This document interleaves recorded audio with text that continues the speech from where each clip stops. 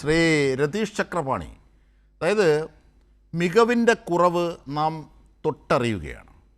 മാത്രമല്ല ഇതിലുള്ള താല്പര്യക്കുറവ്. നേരത്തെ ഇവിടെ പി കെ ഗോപനും ശ്രീ എം ജയചന്ദ്രനും ഒക്കെ സൂചിപ്പിച്ചതുപോലെ രാത്രി 3:30 ഉറങ്ങി രാവിലെ 6 മണിക്ക് എഴുന്നേൽക്കുന്ന വളരെ പ്രായമുള്ള മനുഷ്യനായ മുഖ്യമന്ത്രി എത്ര എഫിഷ്യൻ്റോടു കൂടിയാണ് ഈ കാര്യങ്ങളെയൊക്കെ ക്രോഡീകരിച്ച് ചടുലമായി നീക്കിയിരുന്നത്. അത് ആ പ്രളയത്തിൻ്റെ ഒരു വാലറ്റം ഇപ്പോൾ ഉണ്ടായിട്ടില്ല. അപ്പോഴാണ് ഈ വലിയ പ്രതിസന്ധി ഉണ്ടാകുന്നത്. എന്തുകൊണ്ടാണ് ഈ പ്രതിസന്ധി? 2 കാര്യങ്ങളാണ് ഇവർ ഇതിനൊക്കെ മുമ്പോട്ട് വെക്കുന്നത്. ഒന്ന്, മുൻ സർക്കാർ, മാസങ്ങൾക്ക് മുമ്പുള്ള മുൻ സർക്കാർ. ആ സർക്കാരിൻ്റെ കാലത്ത് പ്രശ്നമില്ലായിരുന്നു. പക്ഷേ ഇപ്പോൾ ഇനി 2, ഇപ്പോഴത്തെ ഓരോ കാര്യങ്ങളും മാധ്യമങ്ങൾ കെട്ടിച്ചമയ്ക്കുന്നതാണ്. ചില മാധ്യമങ്ങൾ കെട്ടിച്ചമയ്ക്കുന്നതാണ്. ആണോ ശ്രീ രതീഷ് ചക്രപാണി?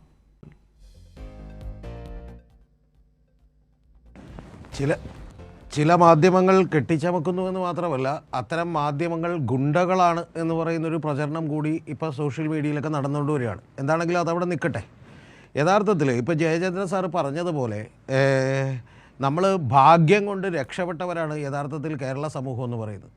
കാരണം ഞാൻ അതിൻ്റെ ഒരു കാര്യം പറഞ്ഞിട്ട് ഞാൻ മറ്റ് പ്രധാനപ്പെട്ട കാര്യങ്ങളിലേക്ക് വരാം. അതിലേറ്റവും പ്രധാനപ്പെട്ടത് 2018 1924 ശേഷം കേരളം കണ്ട ഏറ്റവും വലിയ പ്രളയമുണ്ടാകുമ്പോൾ അന്ന് 34,15,974 പേരാണ് ക്യാമ്പുകളിലുണ്ടായിട്ടുള്ളത്.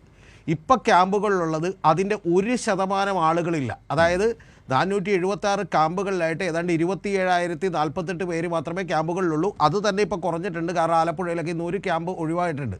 എന്ന് പറഞ്ഞാൽ അതിൻ്റെ 1% പോലും ആളുകളില്ലാതിരുന്നിട്ടും ഇതെന്തുകൊണ്ട് മാനേജ് ചെയ്യുന്നില്ല എന്നുള്ളത് നമ്മളൊന്ന് ആലോചിക്കണം. അത് യഥാർത്ഥത്തിൽ ഇവിടെ ഒരു ഗവൺമെൻറ് ഇല്ല, ഭരണകൂടമില്ല, പാവപ്പെട്ടവനും ദുരിതമനുഭവിക്കുന്നവനും വേണ്ടി എന്നുള്ളതാണ് യഥാർത്ഥ വസ്തുത. ഞാനതിൻ്റെ പോയിൻ്റ് ക്ലാരിറ്റിയോടുകൂടി പറയാം. ഇപ്പം തന്നെ നീണ്ടകരയിൽ ഗൗതം കൃഷ്ണ എന്ന് പറയുന്ന ഒരു ചെറുപ്പക്കാരനെ കാണാതായിട്ട് 8ാം ദിവസമാണ്. 7 ദിവസം കഴിഞ്ഞപ്പോൾ ആ അമ്മ രേഷ്മ എന്ന് പറയുന്ന അവരുടെ അച്ഛൻ ഭർത്താവ് നേരത്തെ നഷ്ടപ്പെട്ടാണ്, അച്ഛൻ നഷ്ടപ്പെട്ടാണ്. ആ രേഷ്മ ചെന്ന് കോസ്റ്റൽ പോലീസ് സ്റ്റേഷനിൽ കുത്തിയിരുന്നപ്പോൾ അവർക്ക് കിട്ടിയ മറുപടി എന്ന് പറയുന്നത്, അവിടുത്തെ കമ്മീഷണർ കൊടുത്ത മറുപടി എന്ന് പറയുന്നത്, നിങ്ങൾ ഇത്തരം കാര്യങ്ങൾ, അതായത് ഈ ആളെ രക്ഷിക്കണമെന്ന് പറയുന്ന ആവശ്യം ഡിമാൻഡ് ചെയ്തിട്ടില്ലല്ലോ എന്നാണ്. ഒന്ന് ആലോചിച്ച് നോക്കുക. അങ്ങനെ ഒരു ഉദ്യോഗസ്ഥന്, അതായത് അപകടത്തിൽപ്പെട്ട് കാണാതായിട്ടുള്ള ഒരാളെ തിരയാൻ വേണ്ടിയിട്ട് അയാളുടെ ഭാര്യ അവരുടെ മകനെ കാണാൻ വേണ്ടി അമ്മ വന്ന് ഡിമാൻഡ് ചെയ്യണം എന്ന് പറയുന്ന ഒരു ഉദ്യോഗസ്ഥൻ എങ്ങനെയാണ് കേരളത്തിൽ ഇരിക്കുന്നത് എന്നുള്ളത് നമ്മളൊന്ന് ആലോചിക്കണ്ടേ. അതിനെതിരെ, ആ ഉദ്യോഗസ്ഥനെതിരെ എന്തെങ്കിലും ഒരു നടപടി ഗവൺമെൻറ് ഇതുവരെ എടുത്തോ? ഇല്ല.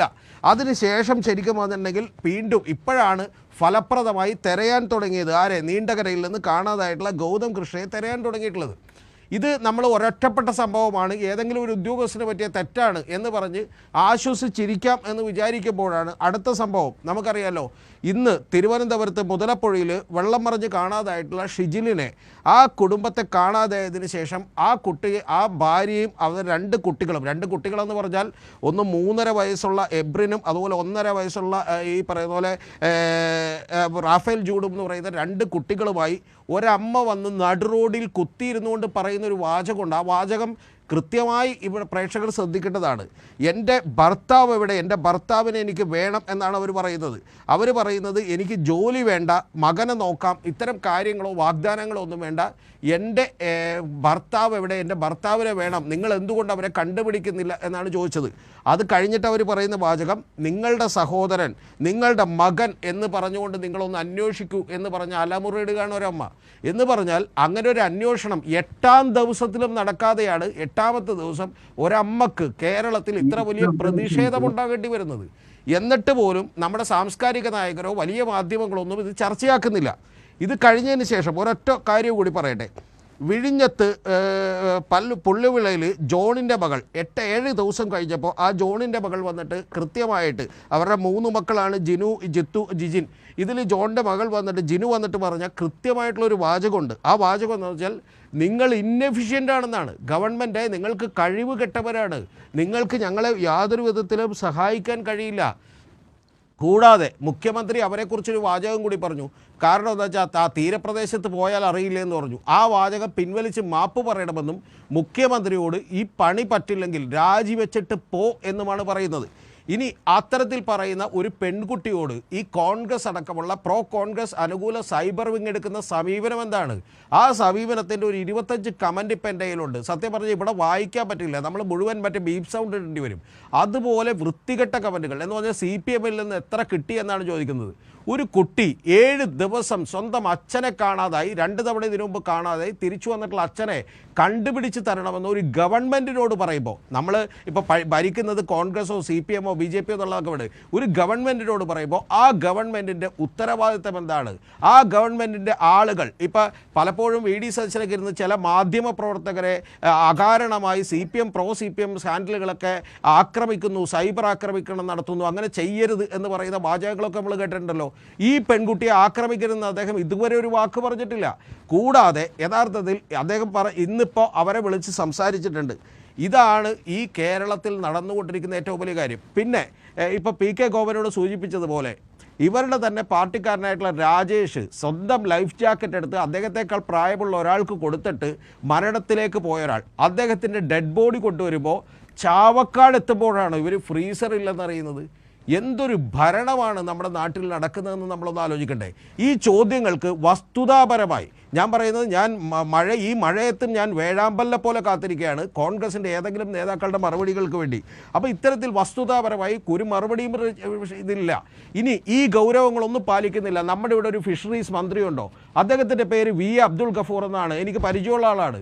പക്ഷെ അദ്ദേഹത്തെ പോലെ ഒരാൾ ഇപ്പം ഇന്നാണ് യഥാർത്ഥത്തിൽ അങ്ങനെ ഒരു മന്ത്രിയുണ്ട് എന്ന് കേരളത്തിന് പോലും ബോധ്യപ്പെട്ടത്.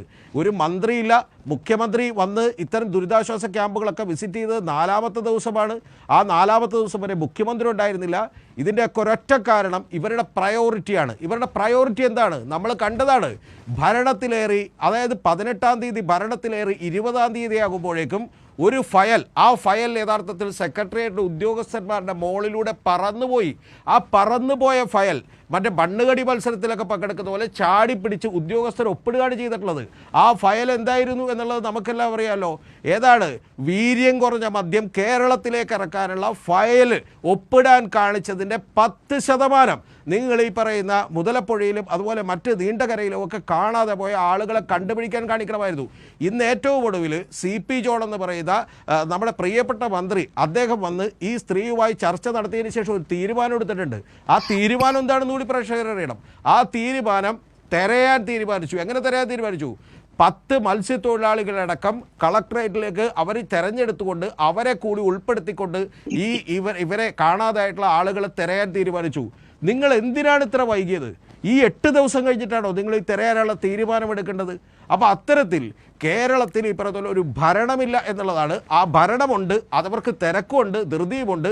അത് 2 കാര്യങ്ങൾക്കാണ്. സ്വർണ്ണക്കട ജ്വല്ലറി ഉദ്ഘാടനം ചെയ്യാനും ചില കോർപ്പറേറ്റ് സ്ഥാപനങ്ങൾ ഉദ്ഘാടനം ചെയ്യാനും, കൂടാതെ ഈ പറയുന്ന വീര്യം കുറഞ്ഞ മദ്യം ഇറക്കുമതി ചെയ്യാനും, കൂടാതെ അദാനിക്ക് വേണ്ടിയിട്ടുള്ള ഫയലുകളിൽ അതീവ താല്പര്യത്തോടുകൂടി ഒപ്പിടാനും സദാ ജാഗ്രതയുള്ള ഒരു ഭരണകൂടമുണ്ട്. പക്ഷേ സാധാരണക്കാരനും പാവപ്പെട്ടവരും വേണ്ടി ഒരു ഭരണകൂടമില്ല. പിന്നെ റജിനസ് ഉണ്ണിത്താനെ ഞാൻ അഭിനന്ദിക്കാനുള്ള ഒരു കാര്യമുണ്ട്, അത് വിട്ടുപോകരുത്. റജിനസ് ഉണ്ണിത്താനെ നിങ്ങളുടെ കോൺഗ്രസ് പ്രവർത്തകർ ചെയ്ത ഏറ്റവും നല്ല കാര്യം, അതിൽ ഞാൻ ഹാർദവമായി അഭിനന്ദിക്കുന്നു. കാരണം ഇന്ന് 20 കിറ്റുമായി ചെന്ന് ഒരു സ്ഥലത്ത് ചെന്നിട്ട് അവിടെ വിതരണം ചെയ്തിട്ടുണ്ട്. ആ വിതരണം ചെയ്തപ്പോൾ നമ്മുടെ കൊടി കാണുന്ന വിധത്തിൽ എടുക്കണമെന്നും അതുകൊണ്ട് അതെടുക്കാതെ വീഡിയോ എടുക്കരുതെന്നും, കൂടാതെ ഈ കിറ്റ് കൂടുതൽ പേര് വന്നിട്ടുണ്ടെങ്കിൽ പണ്ടാരം അവർക്കൊക്കെ കൊടുക്കണമല്ലോ എന്ന് പറയുന്ന ചില വീഡിയോ ബൈറ്റ് കൂടി പുറത്തേക്ക് വന്നിട്ടുണ്ട്. എത്ര ആത്മാർത്ഥത, എത്ര അഭിനയം! ഈ അഭിനയത്തിൽ ഞാൻ നിങ്ങളെ യഥാർത്ഥത്തിൽ അനുമോദിക്കുന്നു. സത്യത്തിൽ നമ്മുടെ പൂക്കി ചിരി കൊണ്ടൊന്നും ഈ കാര്യങ്ങൾ എന്ത് ചെയ്യില്ല, നിങ്ങൾക്ക് ഒതുക്കി വെക്കാൻ കഴിയില്ല. ഈ പൂക്കി ചിരിയല്ല വേണ്ടത്. യഥാർത്ഥത്തിൽ ഒരു ചിരിക്കാത്ത മുഖ്യമന്ത്രി ഉണ്ടായിരുന്നെങ്കിലും അദ്ദേഹം ചിരിച്ചില്ലെങ്കിലും കുഴപ്പമില്ല, എഫിഷ്യൻ്റായി ഈ കേരള ജനതയെ സംരക്ഷിക്കാൻ കരുതലുള്ള ഒരു മുഖ്യനുണ്ടായിരുന്നു എന്ന് ആളുകൾ സങ്കടത്തോടു കൂടി ഓർക്കും. ഇപ്പോഴും ഞാൻ പറയുന്നു, 2018 പ്രളയം കേരളത്തിൽ ഉണ്ടായിരുന്നെങ്കിൽ സ്ഥിതി എന്താകുമായിരുന്നു എന്ന് ആലോചിക്കുമ്പോൾ നമ്മളൊക്കെ തന്നെ ഇവിടെ ആലോചിക്കാൻ പോലും വയ്യ. താങ്കൾ ഇപ്പോൾ പറഞ്ഞ ഈ പണ്ടാരം എന്ന് പറയുന്ന ആ വാക്കുകളൊന്ന് കേൾക്കാം. ആ കോൺഗ്രസിന്റെ കിറ്റ് വിതരണം ഒന്ന് ജസ്റ്റ് ഒന്ന് അപ്പീൽ.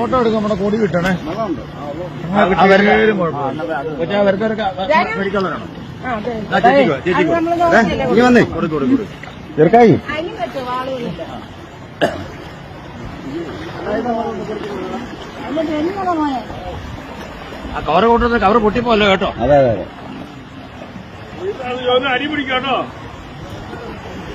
ഈ ഭണ്ഡാരം വരുന്നവർക്കെല്ലാം കൊടുക്കണ്ടേ? എൻ്റെ പൊന്ന് രജനി സുണ്ടിത്താനെ, എനിക്ക് വിഷമമുണ്ട് കോൺഗ്രസിനെ പോലെ ഒരു പാർട്ടിയെ സംബന്ധിച്ച് ഇങ്ങനെ കാണിക്കുന്നത്. എന്തൊരു പ്രഹസനാണിത്.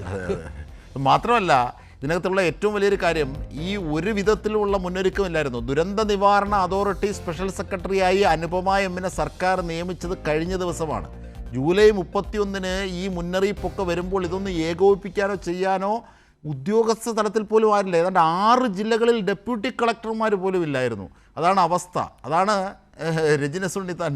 ഇപ്പോൾ രജിൻ, ഞാൻ തിരിച്ചെത്താം. ഒരു ഒരു ഒറ്റ വാചകം ഞാൻ പറയേണ്ടതെന്ന് വെച്ചാണ്, പെട്ടെന്ന് യഥാർത്ഥത്തിൽ മന്ത്രിമാർക്ക് പേഴ്സണൽ സ്റ്റാഫ് ഇല്ല അജീം ഷാദെ.